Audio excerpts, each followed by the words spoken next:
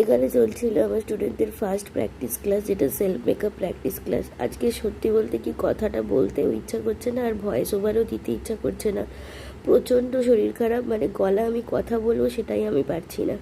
তো যাই হোক, আমাদের ব্রাইডাল মেকআপ ক্লাসের মধ্যেই যে সেলফ মেকআপ ক্লাসটা পড়ে সেটারই প্র্যাকটিস ক্লাস চলছিল।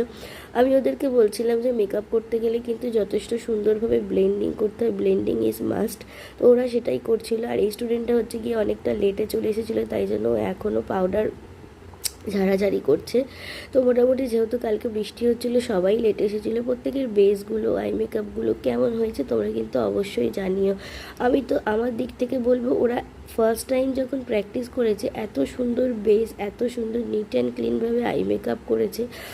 আমি ভীষণ স্যাটিসফাইড, সিরিয়াসলি বলছি, আমার স্টুডেন্ট বলে না, তোমরা কিন্তু অবশ্যই জানিও ওদের কাজগুলো কেমন হচ্ছে। আর ওরা অনেক দূর দূর থেকে আসে, আমি ওদেরকে এটাই জিজ্ঞাসা করছিলাম